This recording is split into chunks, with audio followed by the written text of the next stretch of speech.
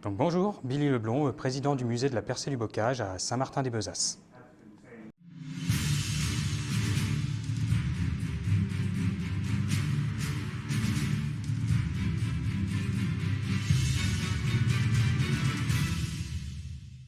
Juste ici, les mémoires de Hugues Dormeur, donc publiées par sa famille après-guerre pour relater justement son journal intime et ce qui lui est arrivé pendant la période avant le débarquement.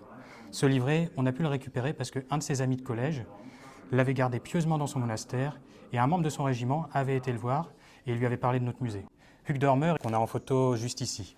Quelqu'un au destin très mystérieux. Au début, on ne connaissait que très peu de son histoire. Et un jour, des vétérans de son unité nous ont demandé si on connaissait réellement qui il était. Hugues Dormeur, il a pris beaucoup de risques pendant toute la période avant le débarquement, puisqu'il faisait partie du SOE, les troupes britanniques qui étaient parachutées en France pour aider la résistance et faire des missions de sabotage.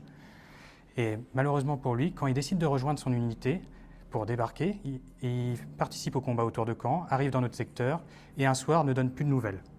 Et on le retrouve, son char buté contre un arbre et lui tué d'une rafale de mitrailleuse.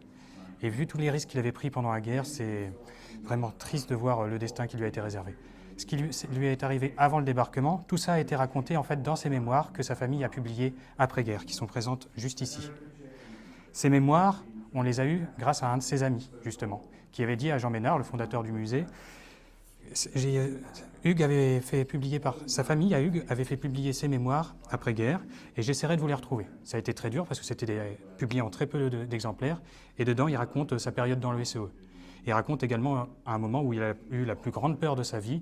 Quand il était en mission justement en France, il devait reprendre par le train pour se diriger vers les Alpes et repartir en Angleterre. Et il y a eu un contrôle des papiers dans ce train avec un autre membre du SEE qui était avec lui. Les Allemands s'arrêtent, regardent longuement ses papiers, tout se passe bien pour lui, et plus longuement sur son ami.